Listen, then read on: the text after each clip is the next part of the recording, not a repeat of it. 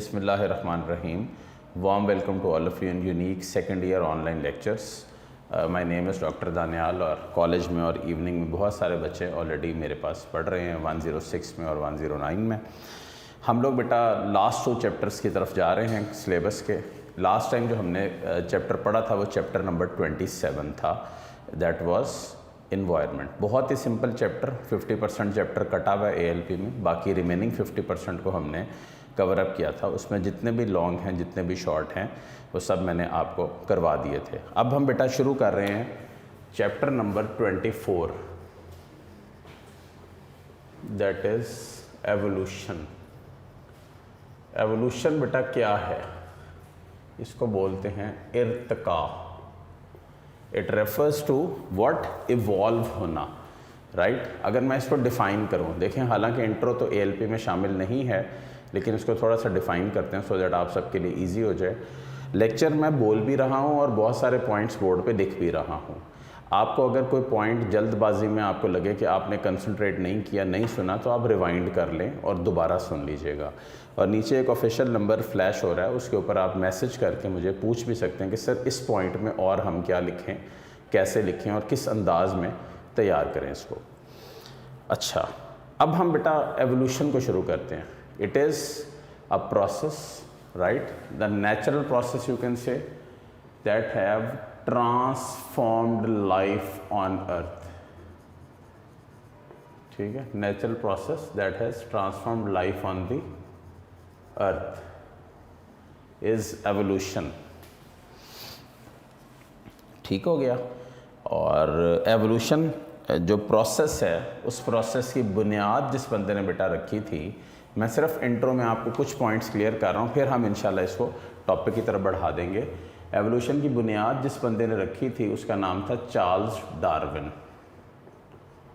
ठीक, अब quick review दोनों का। 2 स्कूल ऑफ थॉट्स थे, एक वो था जो एरिस्टोटल का था और एक वो था तो जो डार्विन का था। डार्विन का जो स्कूल ऑफ थॉट था उसके मुताबिक जो उसने सारा कंसेप्ट प्रेजेंट किया वो क्या था? डार्विनिज्म। और जो एरिस्टोटल के मुताबिक जो स्कूल ऑफ थॉट था वो क्या था? Special creation, right, special creation.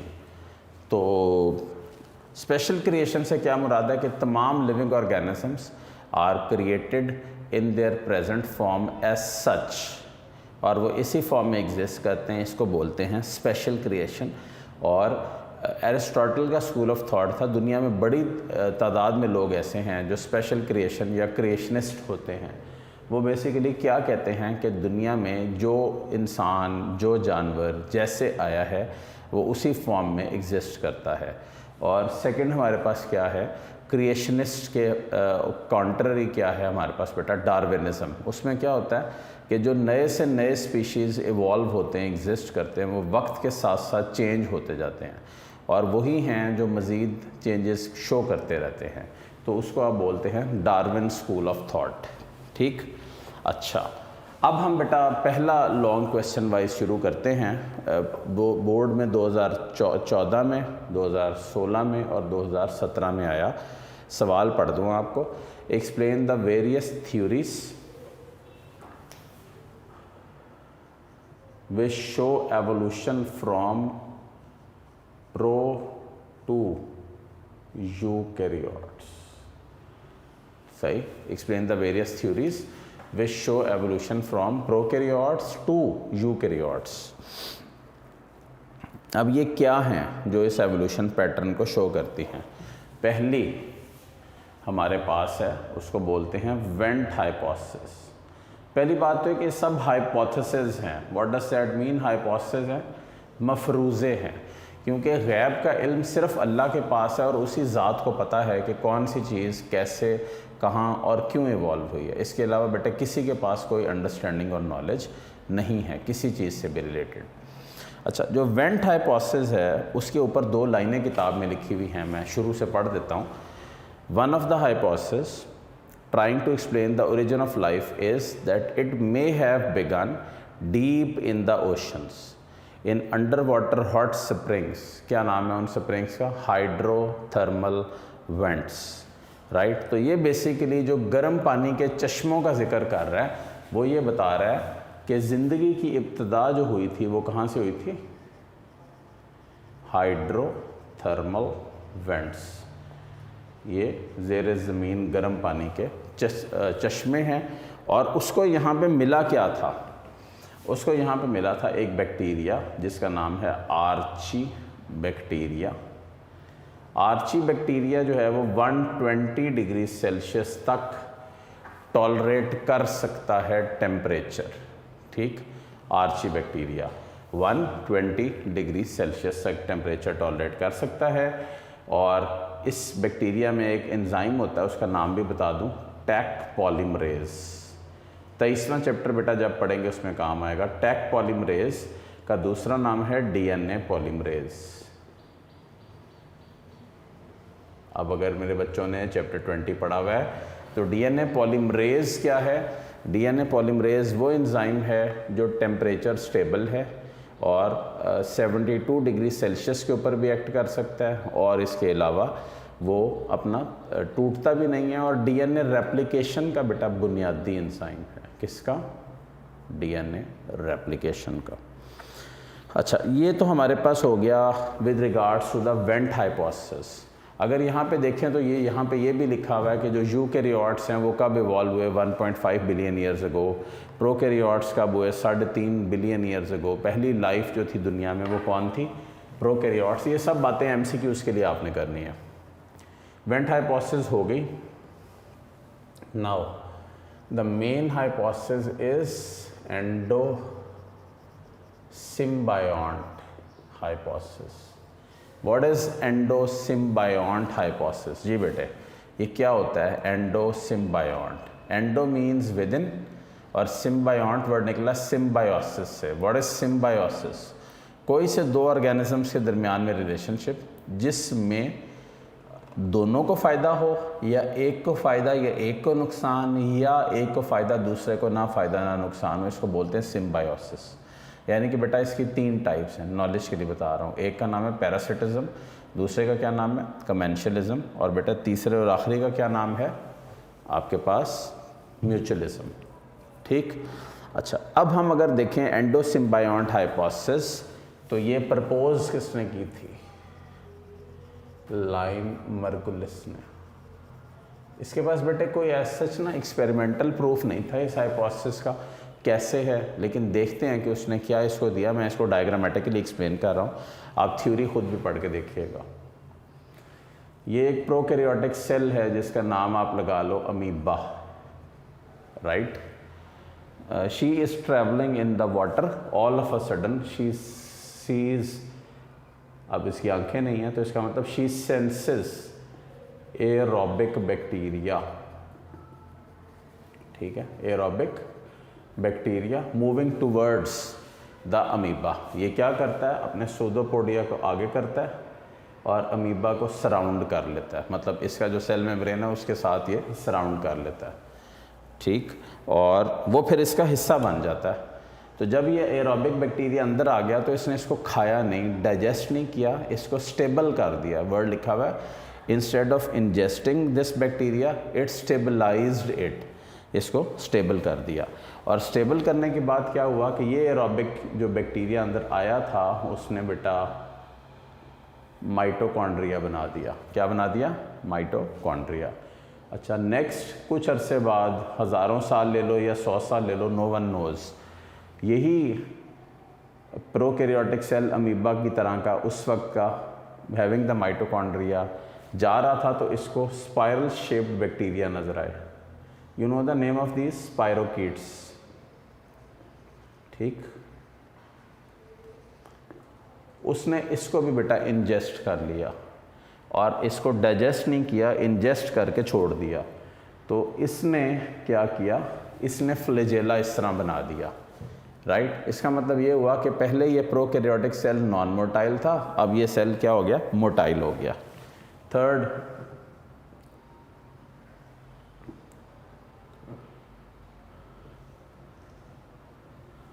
इस के यहीं पे जाते हुए इसको साइनोबैक्टीरियम या ब्लू ग्रीन एल्जे नजर आए, राइट, ब्लू ग्रीन एल्जे या साइनोबैक्टीरियम। नज़र आए, उसने क्या किया जी कि उसने इनको भी इंजेस्ट कर लिया और इंजेस्ट करने के बाद इनको स्टेबल कर दिया, स्टेबलाइज कर दिया। तो यहाँ पे तीन चीज़ें होगी। सबसे पहले तो माइटोकॉन्ड्रिया बन गया, दूसरा स्पाइरल शेप्ड स्पाइरोकीट हो गया, और तीसरा बेटे ब्लू ग्रीन एल्जे जब इंजेस्ट हो गए, डाइजेस्ट नहीं हुए, तो इन्होंने बेटे क्लोरोप्लास्ट बना दिया। ठीक,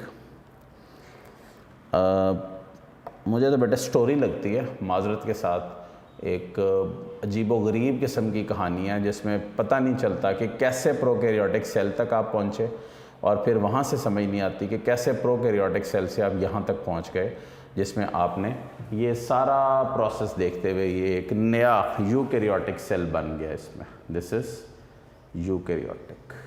okay, this is something that you want be able to understand with this. ये बड़ा अजीबोगरीब सी स्टोरी है और इसमें कोई अकल समझ नहीं है चीज़ों के अंदर। ठीक है, और बहरहाल this is how the book goes. अगर लॉन्ग क्वेश्चन आता है तो शायद इसमें ये भी आप लिख दें तो तब भी ठीक है, नहीं तो अदरवाइज़ पहली हाइपोथेसिस ये होगी। अब हम शुरू करते हैं दूसरी है बेटा membrane invagination hypothesis. What is that membrane invagination? ये आपके पास एक प्रोकैरियोटिक सेल है और ये उस प्रोकैरियोटिक सेल के अंदर इसका डीएनए यहाँ पे दिया हुआ है या इसका जीनोम दिया हुआ है। अब बेटे बताएं जीनोम क्या होता है? The total genetic makeup of an individual is referred to as it's क्या? जीनोम। ठीक है, टोटल जेनेटिक मेकअप। अच्छा, अब बेटा इसमें क्या है जी, किस अंदाज में है? सबसे पहले बैक्टीरिया ने अपने जीनोम को डुप्लीकेट किया है, राइट? अब बैक्टीरिया ने जब अपने जीनोम को डुप्लीकेट किया है तो क्या होगा? वो कुछ इस तरह हो जाएगा जिस तरह आपको नज़र आ रहा है। अच्छा, अब ये जिसने हाइपोथेसिस दी, पहली बात तो है कि बंदे का नाम नहीं यहाँ पे दिया हुआ किताब में, सो आप भी नहीं जाएंगे इसके पीछे। सेकंड बात ये कि कैसे जीनोम डुप्लीकेट हुआ है, नो वन नोज़। ठीक है, कि किस अंदाज में हुआ है, कैसे उसने अपना जीनोम डुप्लीकेट किया, किसी को कोई अंदाज़ा नहीं इस चीज़ का। अच्छा, सेकंड पॉइंट तो हो गया जीनोम डुप्लीकेशन का। थर्ड पॉइंट, अब क्या होता है कि ये बेटा ये फ़र्ज़ करो ये जीनोम है, 2-3 जगह से ये डुप्लीकेट हुआ है, तो अब नेक्स्ट स्टेप में ये मेम्ब्रेन अंदर को इन्वेजिनेट कर जाता है और इसके गिर्द घूम जाता है, राइट? जब वो इसके गिर्द घूम जाता है तो व्हाट हैपन्स इज़ कि ये जीनोम उसका हिस्सा बन जाता है।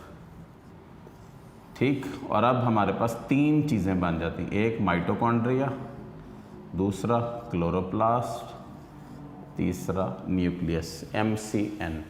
अब अगर गौर करें तो तीनों डबल मेम्ब्रेन्ड हैं, तीनों के पास अपना जेनेटिक मटेरियल होता है। You know the nucleus, chapter 4 first year, the brain of the cell regulates all the activities of the cell. You know the mitochondria, double membraned, semi-autonomous या self-replicating, it has DNA as well as the proteins in it, और ये mitochondria हो गया। और third है आपके पास क्या? Chloroplast. Chloroplast आपके बिल्कुल सामने है, क्लियर है, और इस फॉर्म में ये एग्जिस्ट करता है। ये सिर्फ प्लांट्स में होता है, प्लांट्स की फूड फैक्ट्री है और एज सच इसी वे में एग्जिस्ट कर रहा होता है। ठीक है, तो बेटा ये 3 पॉइंट्स हैं आपके पास जिसमें ये शो हो रहा है कि न्यूक्लियर जीनोम इनलार्ज हुआ, इसने इसको सराउंड किया, as a result of that ये इस फॉर्म में यहाँ पे मौजूद है। ठीक है, ये बेटे आपका लॉन्ग है। अगेन मैं कहूँगा कि मुझे इसकी कोई बेस समझ नहीं आई है, किस तरह है, किस अंदाज में अरेंज्ड है, क्या उसके मामलात हैं, I really don't know. But ये लॉन्ग क्वेश्चन अगर आ जाए तो ये डायग्राम्स इसको इस तरह बनाना, अरेंज करना और एक यूकैरियोटिक सेल में इसको कन्वर्ट कर देना और थ्योरी की 3-4 लाइनें लिखना बहुत ज़रूरी होगा। मेरा ख्याल है मेरे बच्चों ने ये डायग्राम साथ साथ बना ली हैं, इनके साथ ही आपका ये लॉन्ग कंप्लीट होता है। अब हम शुरू करते हैं मेन टॉपिक, चार्ल्स डार्विन का। अच्छा जी, अब बेटे what is the Darwinism etcetera, Charles Darwin कौन था, कब काम किए। सबसे पहले तो हिस्ट्री पढ़ते हैं, फिर बोर्ड का लॉन्ग पढ़ते हैं। इसमें से 1809 डेट दी हुई है कुछ चीज़ें समझाने के लिए। श्रूसबरी वेस्टर्न इंग्लैंड में बॉर्न हुआ था ये, ठीक। अच्छा, अपनी ज़िंदगी शुरू करने के तकरीबन 15-16 साल बाद ही ये निकल पड़ा एक जहाज़ पे। उस जहाज़ का नाम था HMS बीगल। कुछ ऐसी, आप इसको ज़रूर पढ़िएगा बैठ के गूगल के ऊपर, क्योंकि यही वो बंदा था जिसने एवोल्यूशन की और ये सारी जो थ्योरीज चल रही हैं इनकी बुनियाद रखी थी। तो ज़रूर पढ़ के देखिएगा कि ये HMS बीगल के जो सफ़र पे निकला था, ये 11 साल इस बहरी जहाज़ में फिरता रहा और 11 साल में ये जिधर भी जाते थे, यानी कि सोचें कि यहाँ से ये ट्रैवल करते हुए ये लोग चले गए साउथ अमेरिका, और साउथ अमेरिका जाके इन लोगों ने यहाँ से निकल कर साउथ अमेरिका जाकर इन लोगों ने बेशुमार स्पेसिमेंस कलेक्ट किए। दो वर्ड्स बड़े इंपॉर्टेंट हैं, एक है फ्लोरा और एक है फौना। फ्लोरा क्या है और फौना क्या है? I guess all of you know various plant species present in the ecosystem are referred to as flora, while the various animal species present in any ecosystem are referred to as fauna। तो ये दो हो गए आपके पास, flora और fauna. अच्छा, बहरहाल वो चला गया, उसने वहाँ पे बेशुमार अपना फिंचेस भी देखी। स्पेशली वहाँ पे उसका जो सबसे इम्पॉर्टेंट मेन स्टे था वो किस पे था? गैलापैगस आइलैंड पे। गैलापैगस आइलैंड क्या होता है? ये वो जज़ीरा है जिसमें जो स्पीशीज़ एग्जिस्ट करती हैं वो बाकी मेन साउथ अमेरिकन रीजन से बहुत डिफरेंट है। और ये बेटा बोर्ड में 2019 में जब फाइनल एग्ज़ाम हुआ था बोर्ड का, तो उसमें ये MCQ आया हुआ था। Darwin collected how many finches on Galapagos island? तो बेटा ये टोटल थी 13 फिंचेस, चिड़ियाँ जो इसने यहाँ पे कलेक्ट की। तो ये फिंचेस कलेक्ट करके उसको पता क्या लगा? उसको ये पता लगा कि ये फिंचेस बाकी जो तमाम स्पीशीज़ वहाँ पे एग्जिस्ट करती हैं उनसे बहुत डिफरेंट हैं, और इनके ऊपर एक स्पेसिफिक साउथ अमेरिकन प्रिंट समझ लो या साउथ अमेरिकन एक स्टैम्प समझ लो जो इनके ऊपर लगी हुई है बाय ऑल मीन्स। ओके, ये हो गया। और इसके अलावा हम आगे इसको बढ़ाते हैं और देखते हैं नेक्स्ट पॉइंट इसके रेफरेंस से। उसके बाद क्या हुआ कि ये तकरीबन रिटर्न इसने जब वापस किया 11 साल बाद, तो 1836 में इसका रिटर्न है। अब बेटा ये डेट्स किताब में लिखी हुई हैं, ये इंट्रो का सारा पैराग्राफ है जिसमें आपने ये पढ़ना है, लेकिन बेटा थ्योरी है, करनी ज़रूर है, तारीख़ का हिस्सा है। कुछ चीज़ें इस चैप्टर में से पहले कटी हुई हैं, तो इतना लंबा चैप्टर नहीं, छोटा सा चैप्टर है, ठीक है। तो इसको आपने यहाँ पे लाजमी करना है और ALP सामने रखें तो मेरे बच्चों को पता लग जाएगा कौन से टॉपिक कहाँ से किस अंदाज में कटे हुए हैं। अब ज़रा किताब की तरफ आ जाएं। 1844 में वॉलस ने ओरिजिन ऑफ स्पीशीज़ के ऊपर कि क्या स्पीशीज़ कैसे ओरिजिनेट होती हैं एक लंबा सा एसे लिखा, एक long essay origin of species के ऊपर लिखकर उसने उस एसे को लीनियन सोसाइटी ऑफ लंदन को भेज दिया। कब भेजा? जुलाई 1, 1858 में, राइट। जुलाई 1, 1858 में उसने इस एसे को भेज दिया, राइट। और उसके बाद क्या हुआ कि उसने इस किताब को जो ओरिजिन ऑफ स्पीशीज़ में थी, उसने इस किताब को मतलब पढ़ता रहा। देखें 1844 में वॉलस ने भेजी थ्योरी डार्विन को, और डार्विन ने इसके ऊपर फर्दर वर्किंग करते हुए ओरिजिन ऑफ स्पीशीज़ के हवाले से इस किताब को जुलाई 1, 1858 में लीनियन सोसाइटी में भेजा, ठीक। लोगों ने कहा बड़ा ज़बरदस्त कंसेप्ट है, बहुत इसमें चीज़ें सीखने और समझने वाली हैं, इसलिए ये कंसेप्ट एक्सेप्ट हो गया। और जब ये कंसेप्ट एक्सेप्ट हुआ तो 1859 में डार्विन ने अपनी बुक पब्लिश कर दी, बुक पब्लिश्ड। गर्ज है कि यहाँ से लेकर यहाँ तक का जो सफ़र है वो आप लिखोगे जब बोर्ड का लॉन्ग क्वेश्चन आएगा। लॉन्ग क्वेश्चन क्या था? Explain the Darwin's theory of evolution in detail, ठीक है। और इस डार्विन्स थ्योरी ऑफ एवोल्यूशन में जब आप ये सारा लिख रहे होगे तो आप ये मुकम्मल सारे पॉइंट्स लिख के फिर हेडिंग लिखोगे पोस्टुलेट्स ऑफ द थ्योरी। और पोस्टुलेट्स ऑफ द थ्योरी में आप पहली हेडिंग लिखोगे descent with modification. Descent means what? बच्चे। अब देखें इस चैप्टर की पेयरिंग होती है लॉन्ग क्वेश्चंस में 2019 तक जो इसकी पेयरिंग होती थी वो चैप्टर 19 के साथ होती थी, पहली चीज़। दूसरी चीज़ ये कि बेटा इस चैप्टर की वर्डिंग मुश्किल है, कंसेप्ट डिफरेंट है और बड़ा आसान है। वर्डिंग काफ़ी डिफ़िकल्ट है याद करने की, तो इसमें अपनी इंग्लिश को इम्प्रूव कीजिएगा, अपनी इंग्लिश पे रिलाई कीजिएगा और वर्ड्स और लाइंस को सिंपल से सिंपल करते चले जाइएगा। अच्छा, इस पोस्टुलेट्स में सबसे पहला पोस्टुलेट क्या है? Descent with modification. इसमें क्या था? डार्विन ने किस पे बिलीव था? डार्विन का perceived unity of life. What does that mean? Perceived. Perceive करने का क्या मतलब होता है? सोचना किसी चीज़ को कि ये चीज़ इस तरह यहाँ पे ऐसे एग्जिस्ट करती है, हालांकि वो करे या ना करे वो बात की बात है। अच्छा, Darwin perceived unity of life के ऊपर बिलीव करता था। इसकी लाइंस मैं आपको पढ़ के सुना रहा हूँ कुछ, सो दैट मेरे बच्चों को क्लियर हो। in which all the organisms were related through the descent from some common ancestors. Ancestor means above ajdad that lived in the remote past. ठीक है, इसके अंदर अब क्या है? History of life is like a tree. ठीक है, ज़िंदगी एक दरख्त की तरह है और दरख्त की तरह में क्या है कि अगर लाइफ एक ट्री की तरह है तो all the phylums etcetera are its branches, जो यहाँ पे ब्रांचेस की फॉर्म में एग्जिस्ट कर रहे हैं, ट्विग्स की फॉर्म में।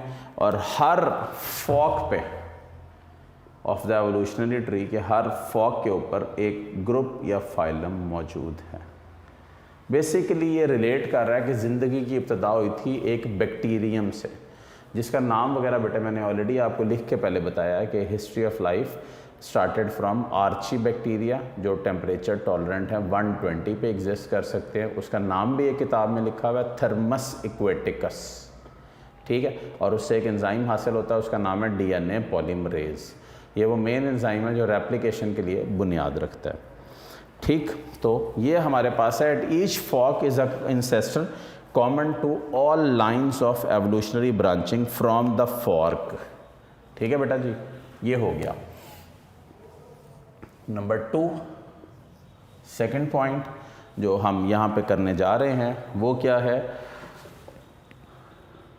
Natural selection and adaptation.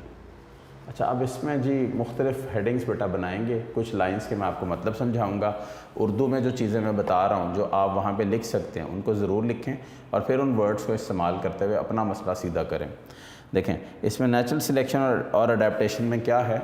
Darwin suggested that populations of individual species become better adapted to their local environment through natural selection. Darwin's जो थ्योरी ऑफ नेचुरल सिलेक्शन है इसको किस पे बेस किया गया? नंबर 1, यहाँ से बेटा पोस्टुलेट शुरू होते हैं। पहला है स्ट्रगल फॉर एग्जिस्टेंस। ठीक है, क्या है? Struggle for existence. What does that mean exactly? इसके मुताबिक एक जगह पे अगर ज़रूरत से ज़्यादा लोग हों तो वहाँ पे वो रोटी के लिए, कपड़ा, मकान, जॉब्स, अनएम्प्लॉयमेंट, इन सब चीज़ों पे एक दूसरे से ज़्यादा जद्दोजहद करेंगे। देखो, production of more individuals than the environment can support leads to a struggle for existence among individuals with only a fraction of offspring surviving each generation, right? तो इसमें जो लाइंस लिखी हुई उसकी मतलब बहुत क्लियर है कि फ़र्ज़ करें कि एक जॉब है यूनिक में ऑफ़र हो रही टीचिंग की और उसके लिए 20 टीचर्स ने CV जमा करवाई है। तो ये स्ट्रगल फॉर एग्जिस्टेंस है। और अनफॉर्चुनेटली पाकिस्तान में अनएम्प्लॉयमेंट रेशो और इन चीज़ों की वजह से बहुत ज़्यादा स्ट्रगल फॉर एग्जिस्टेंस चल रहा है, बहुत ज़्यादा। Second, survival of the fittest. अब बेटे ये क्या होता है survival of the fittest, what does that mean exactly? इसका मतलब है कि survival is not random but depends in part on the hereditary constitution of the surviving individuals. अब ये लाइन का मतलब क्या है कि सर्वाइवल डिपेंड करता है बेस्ट क्वालिटीज़ पे। Those individuals whose inherited characters are best, ठीक है, अल्लाह की देन, इनहेरिटेड करेक्टर्स बेस्ट होते हैं, they survive and are present in one population, और एग्जिस्ट करते हैं। और वो इंडिविजुअल्स जो बेचारे नहीं होते इस तरह के, वो फिर नहीं करते। देखिए मैं हमेशा क्लासेस में कहता हूँ कि आप तमाम इंडिविजुअल्स को एवोल्यूशन वाइज 3 कैटेगरीज में क्लासीफाई कर सकते हैं। सबसे पहली कौन सी होगी? Breeding population. ब्रीडिंग पॉपुलेशन भी बेटा 3 तरह की होगी। एक पॉपुलेशन वो होगी जो ब्रीडिंग, पहले मतलब क्या होता है? ब्रीडिंग पॉपुलेशन वो होती है जो रिप्रोड्यूस कर सके, जिसको रिप्रोडक्शन करते हुए किसी किस्म का कोई प्रॉब्लम ना हो, उसको बोलते हैं ब्रीडिंग पॉपुलेशन, ठीक। अच्छा, अब इसमें 3 कैटेगरीज हैं। पहली कैटेगरी होगी अनमैरिड पॉपुलेशन की, वो पॉपुलेशन जो ब्रीडिंग तो कर सकती है लेकिन किसी मजबूरी की वजह से, कोई और प्रॉब्लम की वजह से वो शादी नहीं उन्होंने की और वो रिप्रोड्यूस नहीं कर रहे। दूसरी कौन सी होगी? वो पॉपुलेशन जो मैरिड तो है बट उनकी औलाद नहीं है, तो अगेन उनके अंदर भी जो उनके करैक्टर हैं वो उनके अंदर ही रह जाएंगे और आगे पास नहीं होंगे। और थर्ड कौन सी है? ये वो है जिसमें जो बेस्ट अडेप्टेड करैक्टर्स हैं वो आगे से आगे अगली नस्लों में पास होते जाते हैं और फिर वो एज सच इसी फॉर्म में एग्जिस्ट करते हैं। तो this is what you can say the survival of the fittest. What does that mean? कि वो those individuals whose characters fit them best to the environment produce more offsprings then क्या then any other 3 type of breeding populations बेटा जो मैंने आपको बताई। और third है क्या बेटे? Natural selection. अब इस वर्ड का मतलब क्या है? ये टॉप हेडिंग भी है और यहाँ से ये हेडिंग दोबारा शुरू हो रही, natural selection. What does that mean exactly? Nature का सिलेक्ट करना, नेचर का रिप्रोड्यूस करवाना और अगली से अगली नस्लों में सारे सिनेरियो को पास करना, इसको बोलते हैं नेचुरल सिलेक्शन। अच्छा, मैं इसकी लाइंस पढ़ दूँ। This unequal ability of individuals to reproduce survive will lead to what? Gradual change in the population with favourable characters accumulating over the generations, thus leading to the existence of new species in an ecosystem. ये बेटे हमारे पास क्या है? It is with regards to हमारे पास long question that is natural selection and Darwin's theory of natural selection, जिसको हम यहाँ पे डिटेल में पढ़ रहे थे।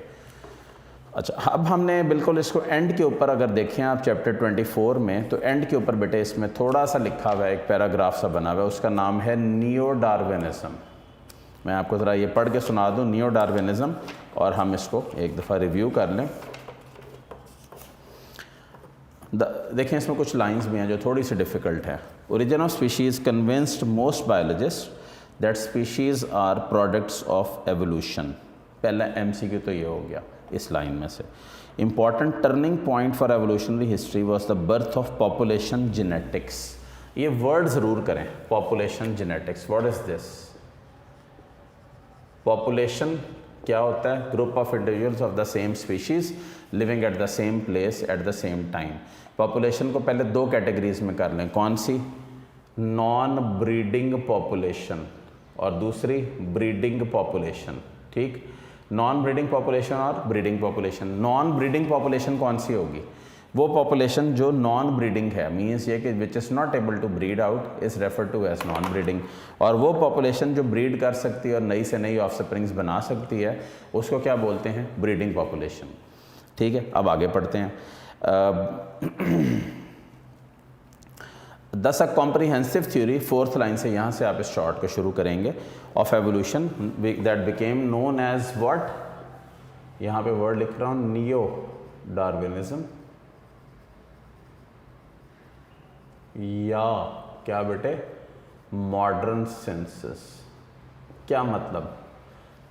1940s में व्हाट हैपेंड इज़ कि एक इसी थ्योरी को, जो डार्विन थ्योरी ऑफ एवोल्यूशन है, इसको मॉडिफाई किया गया और नियो डार्विनिज्म या मॉडर्न सेंसस के हवाले से इसको डेवलप किया गया। इसको बोलते क्या हैं? It is called a census because it integrated discoveries and ideas from different fields के ऊपर बात करते हैं। पहला पैलेंटोलॉजी, ठीक है, palaeontology is what? The study of fossils. दूसरा taxonomy, what is taxonomy? The naming and classification of organisms, ठीक, 2 हो गई। Third biogeography, what does that mean? Geographical distribution, कौन से area continent of the world में कौन से स्पीशीज़ ज़्यादा हैं और कौन से कम हैं। अच्छा, फिर बेटे और लास्ट पॉइंट इसमें क्या है? Population genetics, genetics of a population. एक पॉपुलेशन है फ़र्ज़ करें पाकिस्तान की, उसमें कौन सी जीन्स हैं जो एग्जिस्ट कर रही हैं, किस अंदाज में एग्जिस्ट करती हैं, कैसी होती हैं, ये सब पॉपुलेशन जेनेटिक्स में आ जाता है। दिस इज़ बेटे with regards to Darwin's theory of natural selection.